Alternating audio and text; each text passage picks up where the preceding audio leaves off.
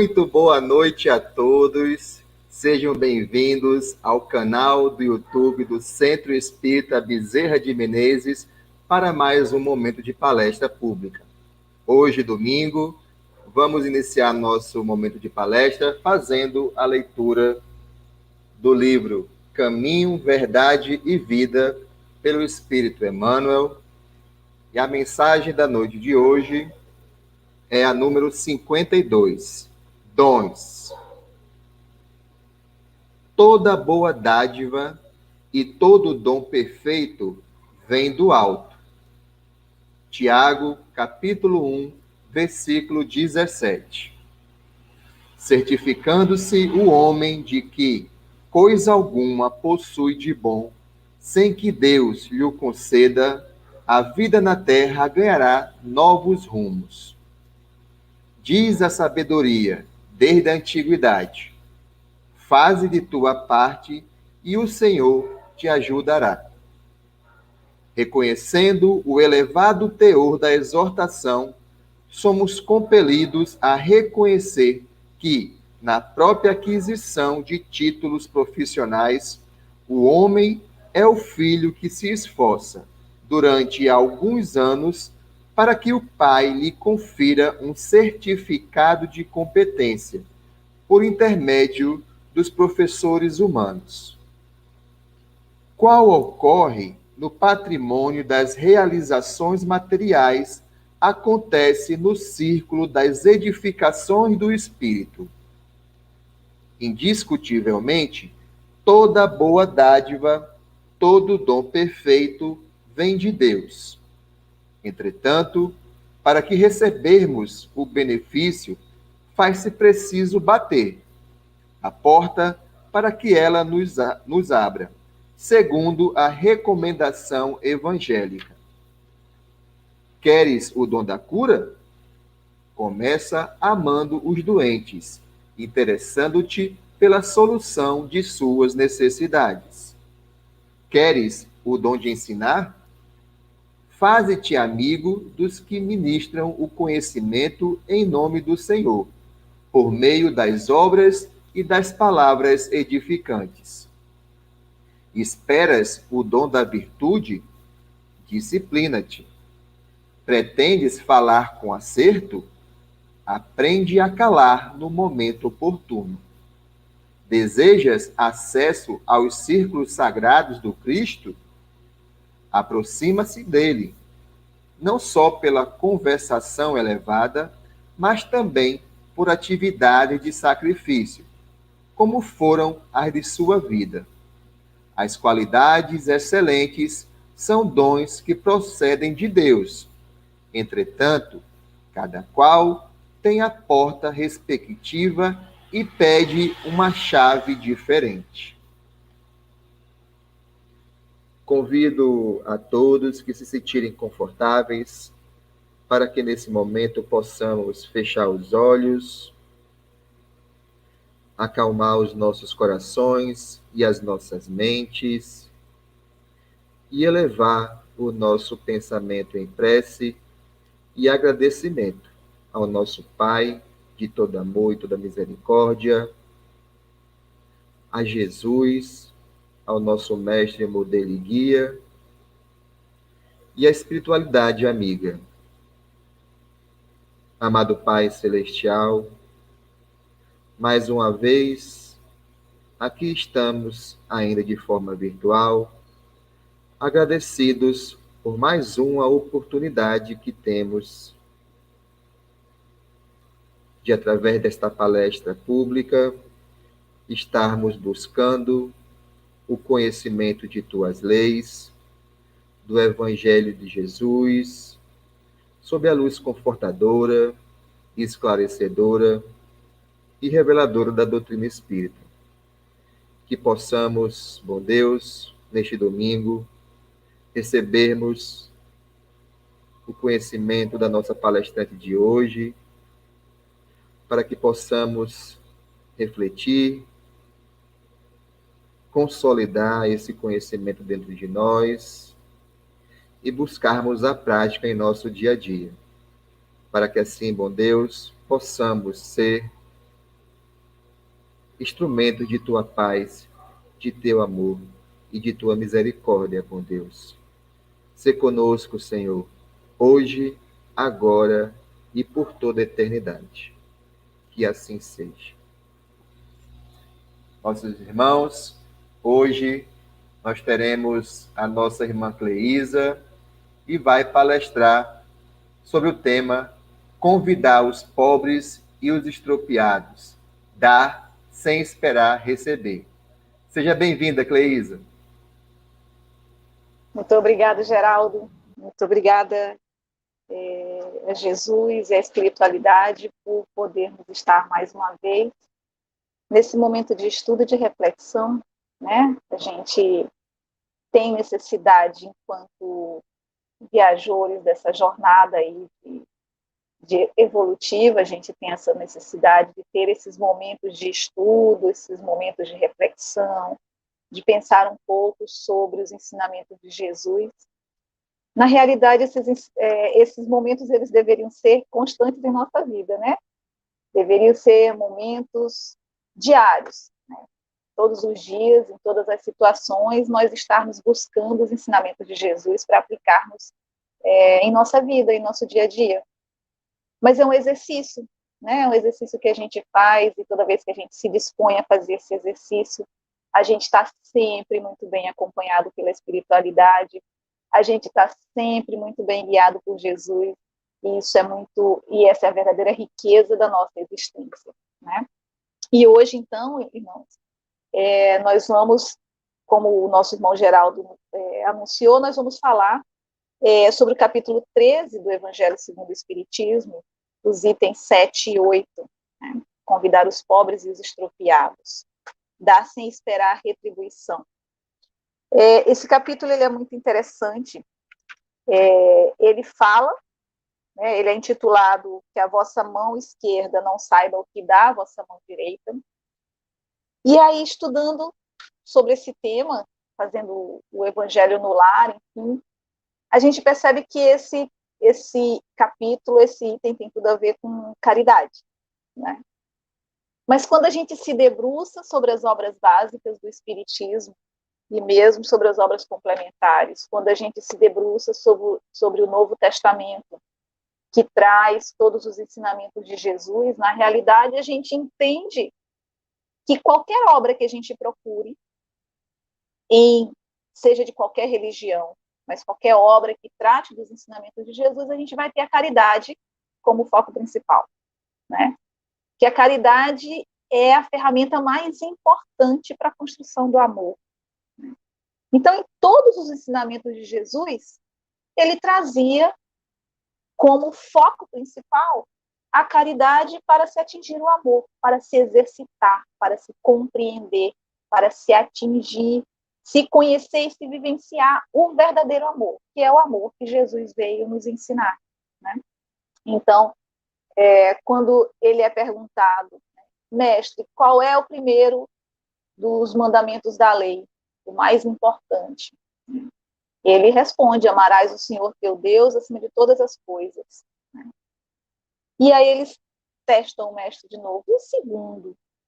E Jesus responde, amarás o teu próximo como a ti mesmo.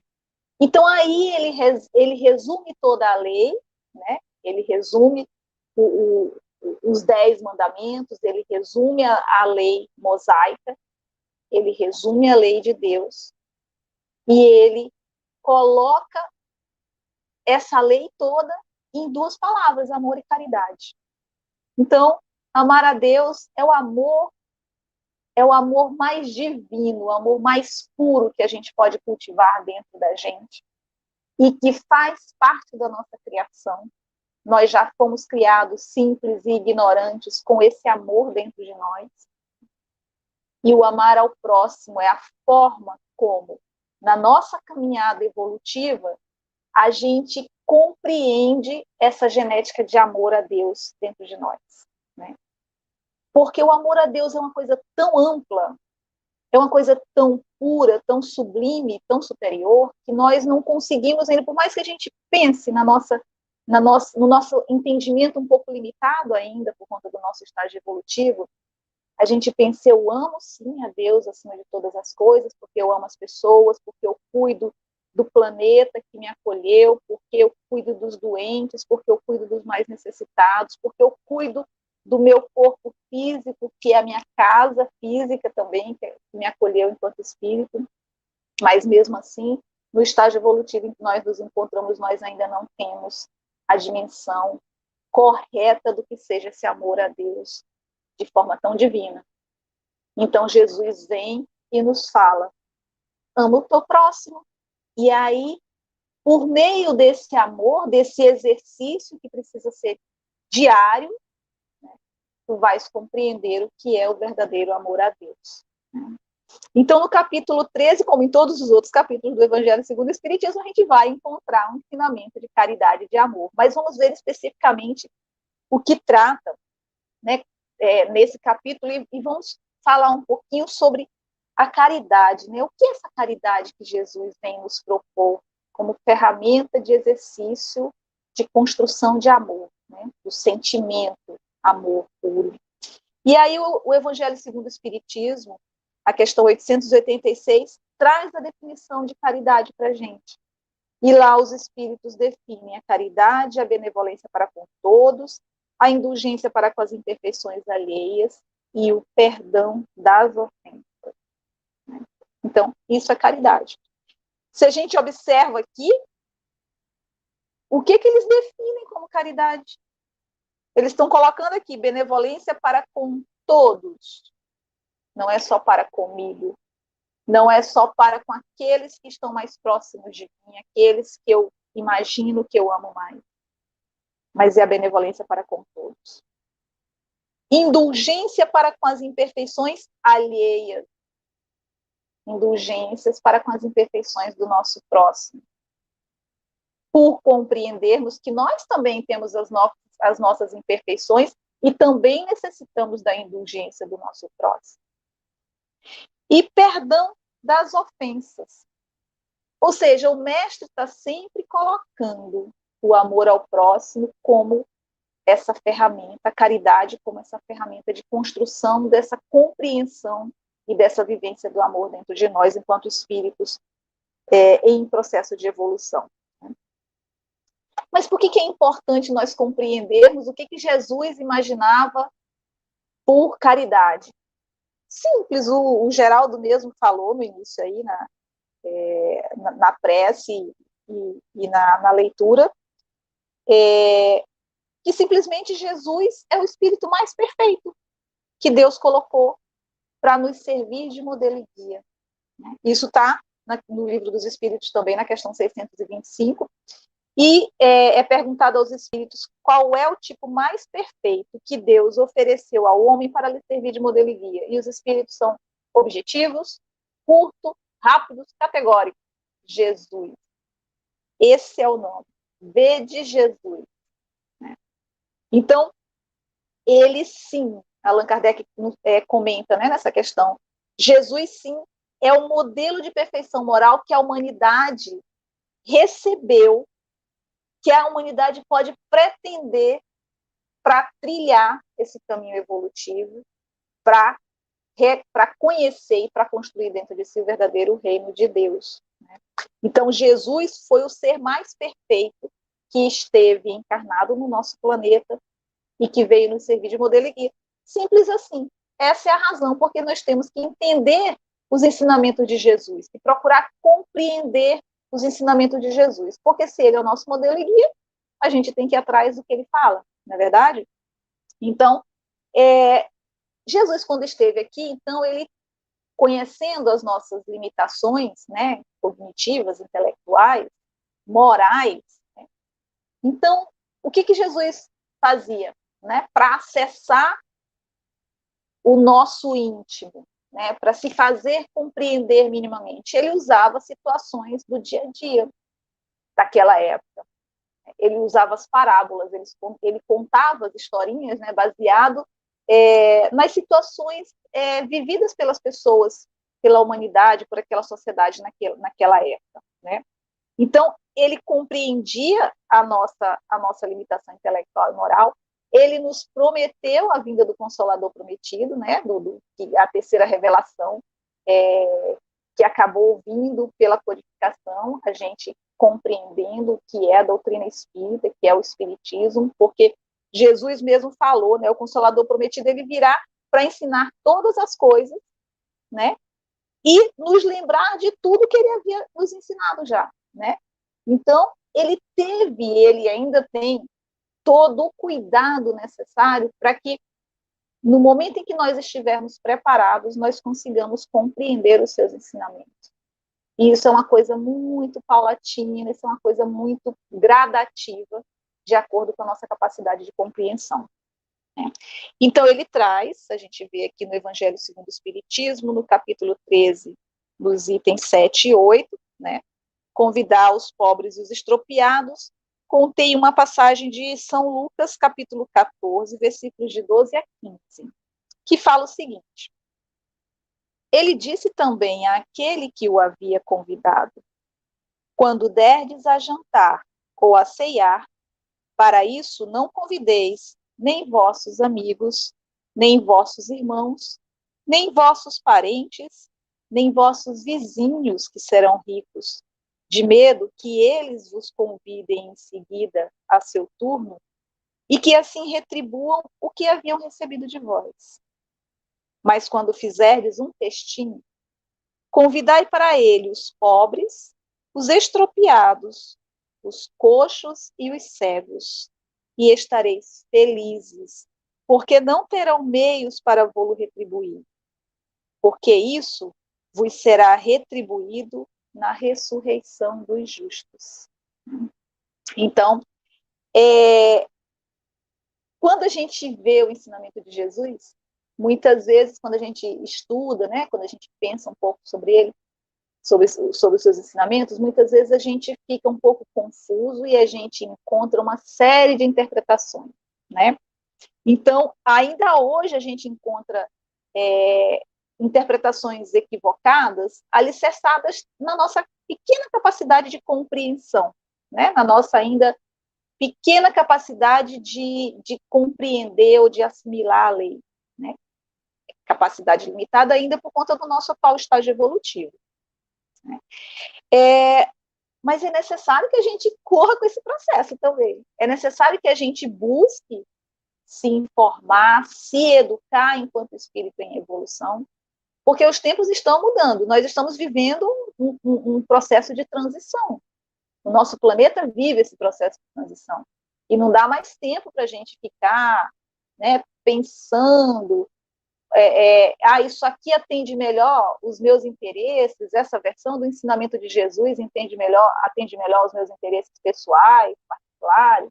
Não dá mais tempo para isso. A gente tem que compreender, tem que estudar, tem que buscar entender os ensinamentos de Jesus e, principalmente, tem que tentar vivenciá-los, né? Esse é o nosso maior compromisso, né? É tentar vivenciar diariamente todos os ensinamentos que o Mestre nos trouxe, né?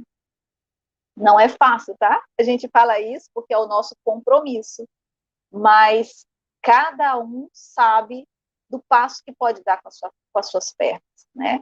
Ou seja, eu não consigo exercitar ainda esse ensinamento, mas tem esse outro aqui que já dá para eu fazer, né? Eu já consigo compreender algumas coisas nas entrelinhas desse ensinamento de Jesus. Então, é a nossa responsabilidade. A doutrina espírita ela é muito muito firme nessa questão, né? De nos mostrar a responsabilidade de cada um. Não existem culpados na nossa caminhada, né? Nós somos responsáveis, né? A palavra é responsabilidade, não é culpa, né? Cada um sabe do seu compromisso, cada um sabe da sua responsabilidade, cada um sabe que o seu passo vai de acordo com o tamanho das suas pernas e principalmente com o seu desejo, com a sua vontade de caminhar, né? Então, muitas vezes tomadas ao pé da letra, as palavras de Jesus, a espiritualidade nos alerta, né?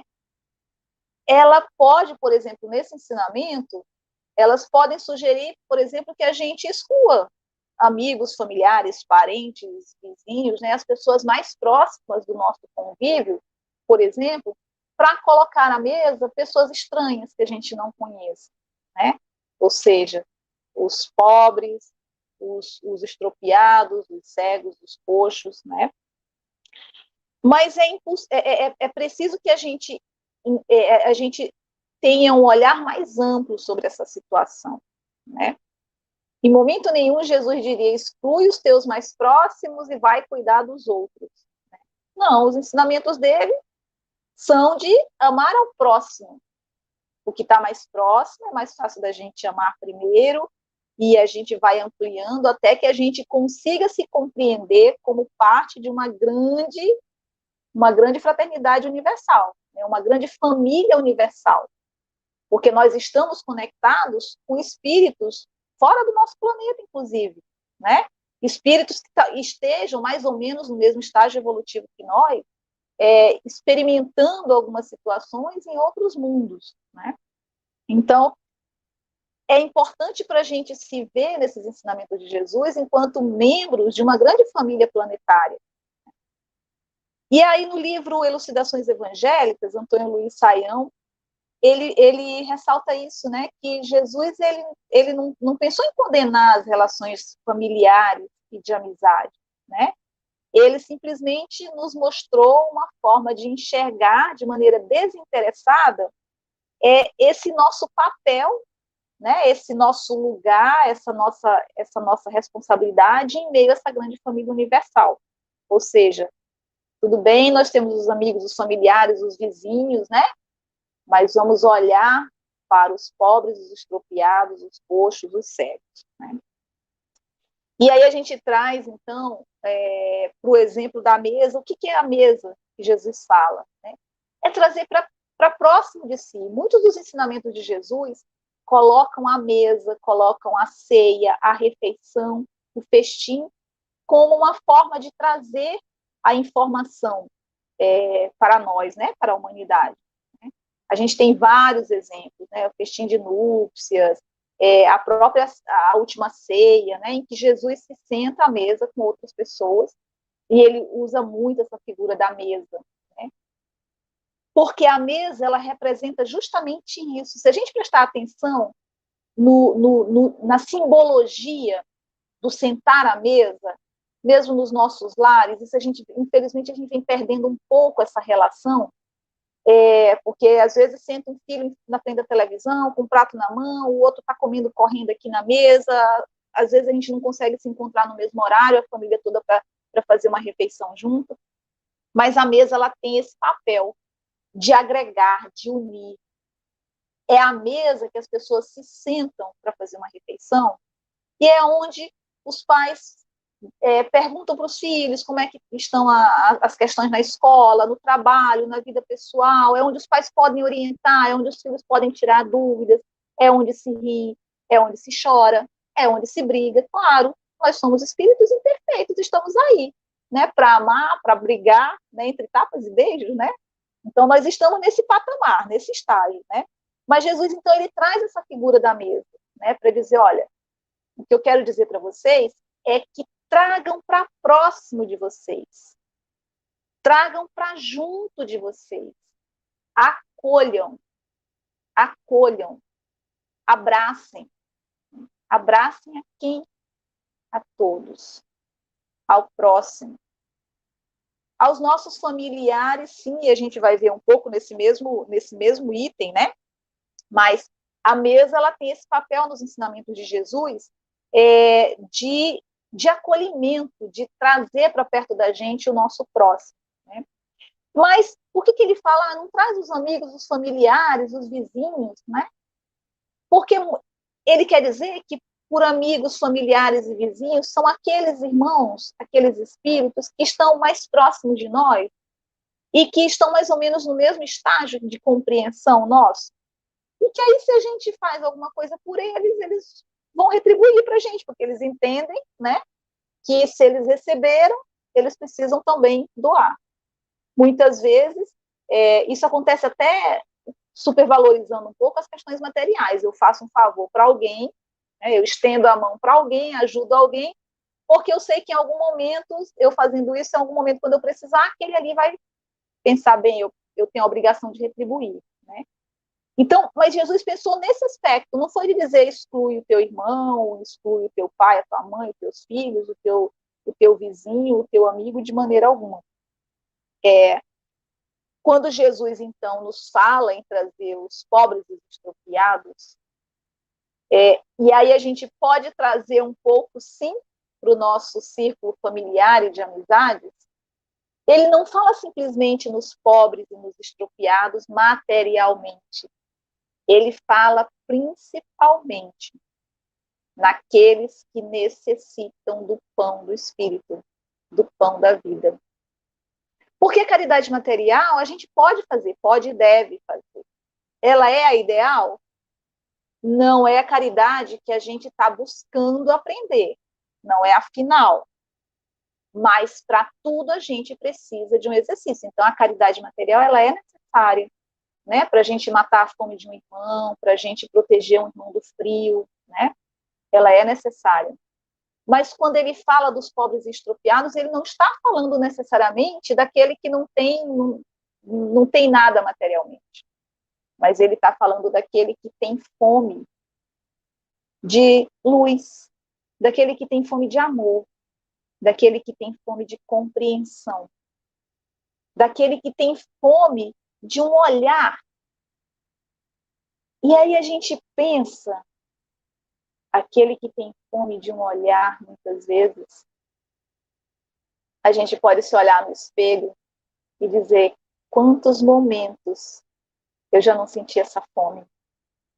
Em quantos momentos da minha caminhada eu já não senti a fome de um abraço, a fome de um olhar de compreensão, a fome de uma palavra de encorajamento que me diga, olha, eu sei que a coisa está difícil, mas Deus não desampara nunca e eu estou aqui, posso te ajudar, né? Então, quando Jesus fala nos pobres e estropiados, ele está falando nesses que não têm. Não tem, muitas vezes, por uma incompreensão, né, de nós que vivemos no entorno dessas pessoas, que não as enxergamos. Não tem, muitas vezes, por uma dificuldade delas mesmas de reconhecerem, né, que existe todo um amparo, que existe uma necessidade de pedir sempre. Deus sabe de todas as nossas necessidades, mas isso não exclui a nossa necessidade de pedir. Sempre, sempre. Né? Então, reconhecendo Deus como supremo em todos os seus atributos, né? Superior em todas as suas qualidades. Então, Jesus, ele traz os pobres e os extropiados nesse sentido. E aí, quando ele fala dos cegos e dos mancos, quem são os cegos e os mancos a quem Jesus se refere? Justamente aqueles que não conseguem enxergar a luz ou a verdade. Aqueles que têm dificuldade extrema em enxergar a vida como ela é. Aqueles que se negam em aceitar a vida como ela nos é colocada. Porque a vida ela nos é colocada não é para a gente baixar a cabeça e dizer, tá bom, eu nasci para sofrer, eu vou, né, como diz a Gabriela, né, eu nasci assim, eu vivi. Não, não é para isso. Deus não nos coloca para sofrer. Deus nos coloca na vida para crescer, né? Então, os obstáculos, eles são nada mais, nada menos do que possibilidades de subida, de escalada no nosso crescimento, na nossa evolução espiritual e moral. Né? Então, os cegos, eles não conseguem enxergar. Eles não conseguem enxergar a verdade, eles não conseguem enxergar Jesus ao seu lado, eles não conseguem enxergar compreender como a lei funciona. E é interessante, a doutrina espírita, ela nos coloca, a gente fala na terceira pessoa, né? O fulano, o cego, o coxo, mas a gente não pode nunca esquecer que ou nós ainda estamos nessa condição ou nós passamos por ela, né? Então, quem são os coxos? Né? Os coxos são aqueles que não conseguem caminhar com as próprias pernas, que têm muita dificuldade em caminhar com as próprias pernas. E, para isso, precisam do apoio de alguém para dizer, olha, vamos lá, você consegue, eu te ajudo. Eles precisam de algum tipo de muleta, de bengala, que os ajude a caminhar. Então, são esses irmãos que Jesus nos chama a atenção. Aqueles que não têm condição de compreender a vida, compreender as leis divinas. Aqueles que muitas vezes não querem abrir os olhos para a realidade. Né? Porque às vezes a realidade lhes parece difícil, mas eles só conseguem se concentrar nas questões materiais da realidade. Aqueles que não conseguem caminhar com as próprias pernas. E aí é interessante que no final desse item, os espíritos, eles fazem uma ressalva interessante, né? Porque eles falam assim, olha, Jesus falou que não é para a gente convidar à mesa da ceia ou do jantar os parentes, os familiares, os vizinhos, os amigos, porque esses vão ter com que retribuir. Né? A gente tem que trazer para a nossa mesa, para a nossa ceia, para o nosso jantar, aqueles que não têm com que retribuir. Né? Mas esses que não têm com que retribuir, muitas vezes, no plano físico, a gente trazendo a figura do ser, muitas vezes eles podem ser, sim, nossos familiares, eles podem ser, sim, nossos amigos. Quantos de nós não tem um filho, uma filha, que precisa de ajuda porque não consegue enxergar a realidade? Quantos de nós não tem um irmão, uma irmã, um parente qualquer, que vive uma situação de dificuldade, de compreensão da vida, de compreensão da lei, e está ali debaixo do nosso teto? Ele é pobre e estropiado, ele é cego ou coxo, ele precisa ser trazido para a mesa junto de nós. E muitas vezes, dentro dos nossos próprios lares, nós não conseguimos agregar, nós não conseguimos acolher. Nós temos essa dificuldade porque muitas vezes, e isso não é desmérito, não é vergonha, não é crítica, muitas vezes nós somos os cegos dos coxos, os pobres e os estropiados. Muitas vezes nós, no movimento espírita, nós temos a dificuldade de compreender os ensinamentos de Jesus, em qualquer religião, né? Muitas vezes nós nos negamos a exercitar esses ensinamentos de Jesus. Muitas vezes nós temos dificuldades reais de compreender. Nós estamos lá, seja nas igrejas, nos cultos, nas missas, nas palestras públicas, mas nós temos dificuldades por conta do nosso estágio evolutivo. Isso não é vergonha para ninguém, nós somos assim. O que é vergonha também é sentar na frente do sofá e esperar a vida passar, né, com a boca escancarada, cheia de dente, sem fazer nada para caminhar na vida, né? Mas a gente não saber, a gente não conhecer, a gente não compreender não é vergonha. A gente só precisa ter a responsabilidade, a compreensão de que existe uma responsabilidade, né? De que existe uma lei que rege tudo e que a gente precisa seguir de acordo com essa lei. Então, quando nós reconhecemos quem são os pobres, os estropiados, os cegos e os coxos, nós entendemos que eles são ferramentas fundamentais de exercício da caridade para nós. Que, na realidade, quando a gente consegue perceber que a nossa atuação, que a nossa ação tem que ser desinteressada, é porque a gente já está entendendo um pouquinho da lei. é porque a gente está entendendo que em algum momento a gente necessitou dessa ajuda. Na realidade, a gente não está fazendo por eles.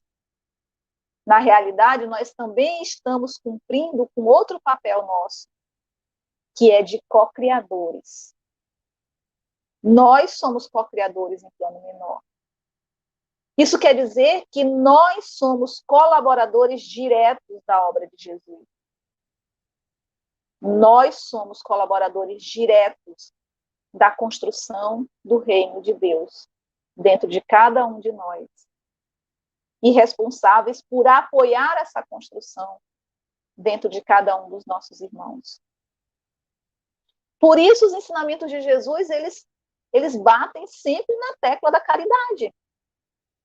Porque esse é um exercício que não vai estar beneficiando o próximo. Esse é um exercício que é necessário para nós mesmos. Esse é um bem que nós fazemos para nós mesmos. Então, toda oportunidade em que nós tivermos de nos sentarmos à mesa para jantar, para ceiar, para os festins, nós precisamos, enquanto seres que já compreendem a responsabilidade que têm com essa construção coletiva do reino de Deus, nós precisamos entender que o nosso papel é de acolhimento. O nosso papel, ele traz o exemplo da caridade que Jesus nos deu.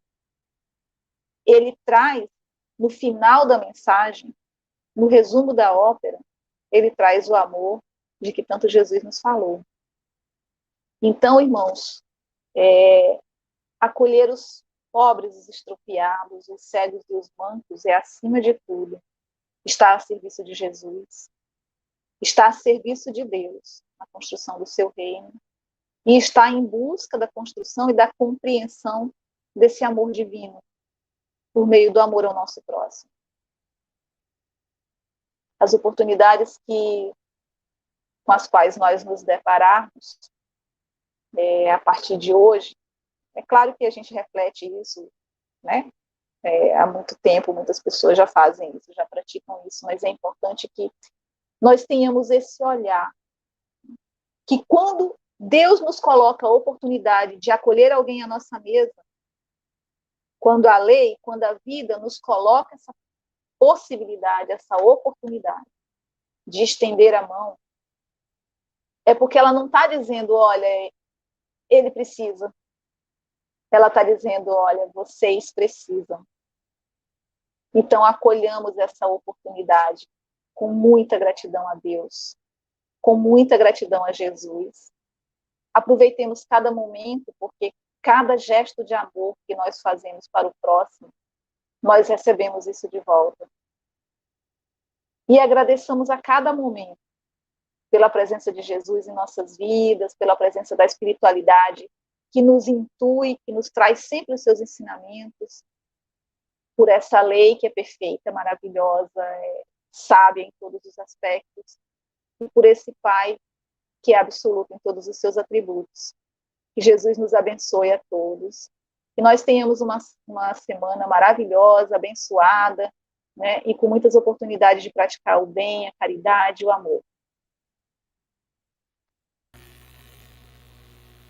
Agradeçamos a nossa irmã Cleísa por esse momento maravilhoso de reflexão e aprendizado, assim como também queremos agradecer a todos que participaram aqui e assistiram a nossa palestra, que fizeram seus comentários aqui no chat, suas contribuições, assim como também aqueles que vão assistir posteriormente, pois esse, como todos os outros, nossas outras palestras, ficam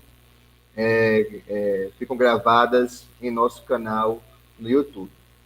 Então, quero lembrar mais uma vez a todos os irmãos que a nossa Casa Espírita ainda se encontra com as nossas atividades presenciais suspensas, né, em respeito às determinações dos órgãos de saúde, mas estamos, como a maioria já sabe, em pleno funcionamento desde o início do isolamento social desta pandemia, através das redes sociais, através aqui do nosso canal no YouTube, com as nossas palestras públicas, todas as quintas, todos os domingos, a partir das 19h30, né?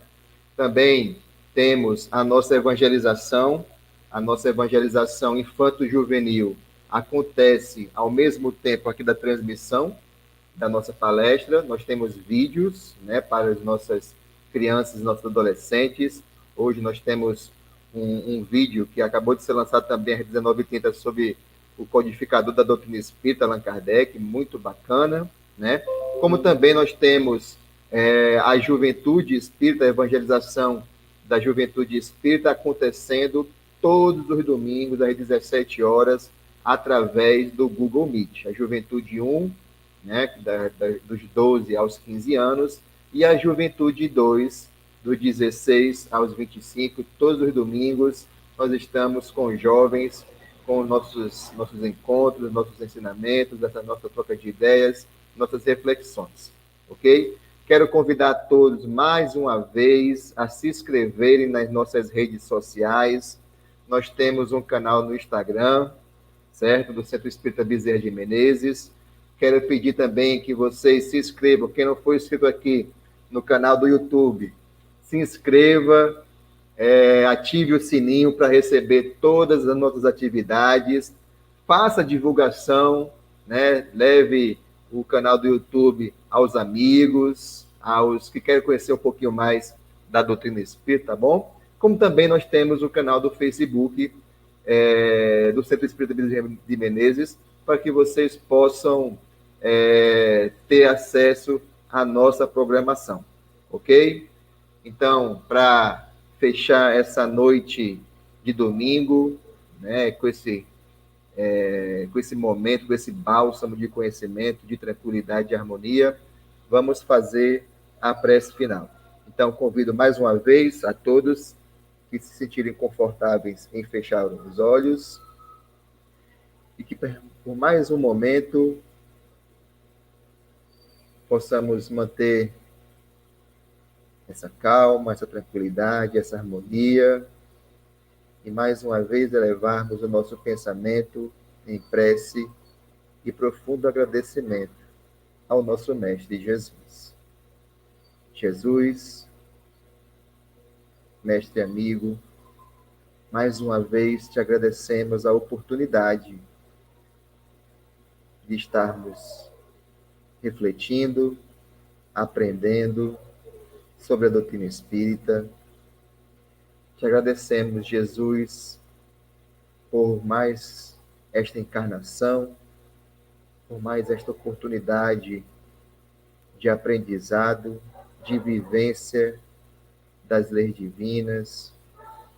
Te agradecemos, Mestre Jesus, pela família que recebemos, pelos amigos que compartilhamos, pelos momentos de estudo, pelas oportunidades que temos de aprendizado, assim como também pelo trabalho que nos auxilia, que nos ajuda a buscarmos o pão. Mas queremos também te agradecer, Mestre Jesus, por tudo aquilo que passamos, pelas dificuldades, pelos momentos de tristeza que vivemos, que às vezes não compreendemos porque estamos passando por tais acontecimentos, mas temos plena confiança em Ti, Jesus, e no Pai de todo amor e toda misericórdia, que tudo que vivenciamos, tudo que passamos é para o nosso aprendizado, é para o nosso crescimento.